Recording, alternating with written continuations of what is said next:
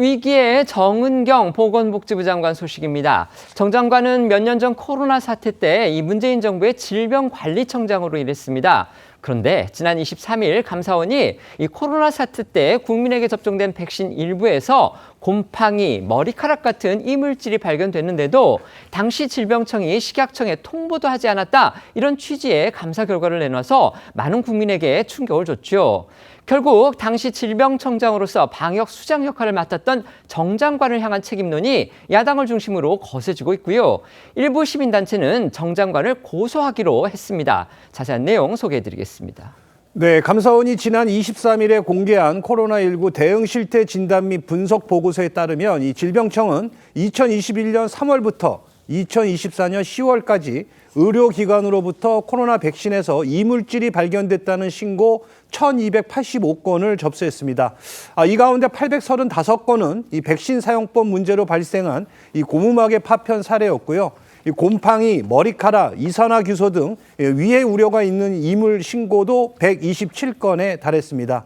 자, 근데 문제는 이 질병청이 이 같은 신고를 받고서도 식약처에 단 한 건도 통보하지 않았고 백신 제조사에만 이 사실을 전달한 것으로 전해지면서 이 당시 백신 유통과 관리 전반을 둘러싸고 질병청장이었던 이 정 장관의 책임론이 커지고 있습니다. 쟁점은 결국 보고 체계 그리고 의사결정 구조일 겁니다. 당시 이물질 신고가 어느 선까지 공유가 됐는지, 당시 정은경 질병청장도 과연 이런 사실을 알고 있었는지, 당시 정 청장에게도 보고가 됐다면 정 청장은 또 어떤 판단을 내렸는지, 그리고 이물 신고 이후에 조치가 과연 적절했는지, 이런 부분에 대해서 의문이 지금 잇따르고 있는 겁니다. 네, 이 정부 매뉴얼에 따르면은 이 백신에서 이물이 발견될 경우 질병청은 식약처에 이 품질 검토를 요청해야 합니다. 이후 식약처가 성분 분석 등을 거쳐서 결과를 통보를 하고 필요한 경우 해당 제조번호 백신에 대해서 접종 보류나 수거 또 검사 조치가 이뤄지게 되는데요. 하지만 이 감사원에 따르면은 질병청은 일부 이물질 신고를 식약처에 통보하지 않고 제조사에만 알렸다라고 밝혔습니다. 물론 이 부분에 대해서 질병청은 당시 이 범부처 이 성격의 조직이 상황 관리를 하고 있었고 그 안에 식약처가 포함이 되었었기 때문에 따로 통보를 하지 않았다, 이렇게 해명을 한 바 있습니다. 하지만 이제 그럼에도 불구하고 여기에 더해서 이 이물질 신고가 접수가 됐음에도 제조사 설명만을 토대로 이 접종을 지속한 사례도 있었던 것으로 전해지면서 논란이 된 겁니다. 즉 사실상 질병청이 이 제조사의 자체 조사 결과를 별도의 검증 없이 받아들여서 사안을 종결했다는 지적입니다. 코로나 방역 책임자였던 정은경 당시 질병청장은 예방접종은 코로나19를 극복하고 그리운 일상을 회복할 수 있는 유일한 수단이라며 국민에게 백신 접종을 강하게 독려했는데요. 당시 발언 직접 들어보시죠. 예방접종의 이상 반응에 대한 발생 빈도는 굉장히 낮고 또 예방접종으로 인해서 생명을 지키고 또 건강을 보호하는 그런 효과가 분명히 있기 때문에 반드시 예방접종을 받아주시기를 거듭 당부를 드립니다.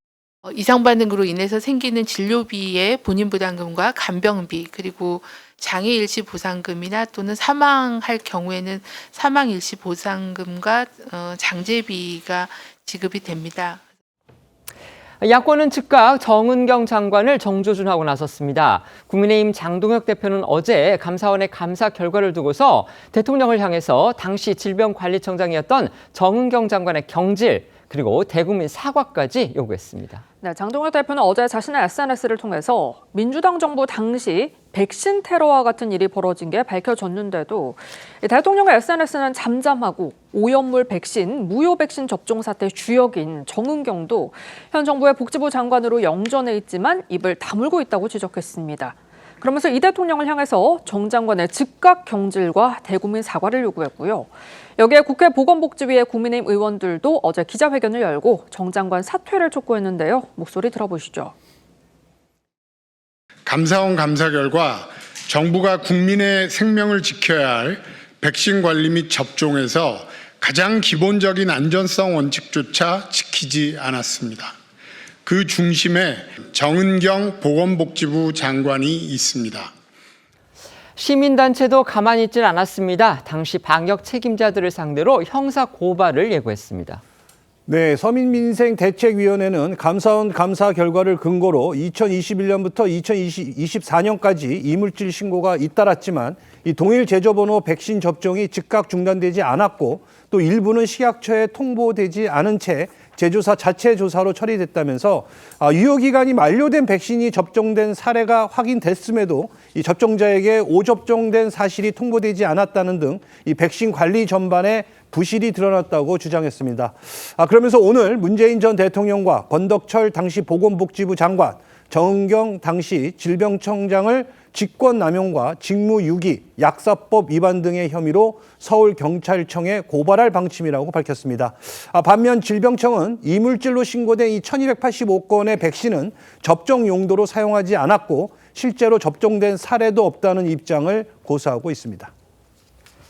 송국건 의원님께는 이 부분 질문 드리겠습니다. 이 코로나 백신 이물질 문제에 대한 이번 감사원 감사 결과를 두고서 당시에, 그러니까 코로나 사태 당시에 문재인 정부 때 일이죠. 이 질병청의 수장을 맡았던 정은경 보건복지부 장관의 지금 입장에 대해서 사람들이 궁금해하고 있지만 정 장관은 지금 따로 입장을 밝히지 않고 있습니다. 오히려 야권에서 지금 이게 결국 컨트롤 타워 차원의 문제 아니냐 이러면서 이재명 대통령을 향해서 정 장관을 경질하라, 그리고 대통령이 사과하라, 지금 이렇게 요구하고 나섰습니다. 이 상황 어떻게 보십니까? 코로나 백신 후유증에 대한 이야기는 굉장히 많죠. 네. 의사들도 그런 이야기를 합니다. 그 코로나 백신 후유증 같다고 이렇게 진단을 하러 오는데 지금 그게 백신에 후유증이 있다는 것을 확인을 못한 단계이기 때문에 그런 진단을 못 해준다는 거예요. 그럼 이제 처방도 못 해주는 거죠.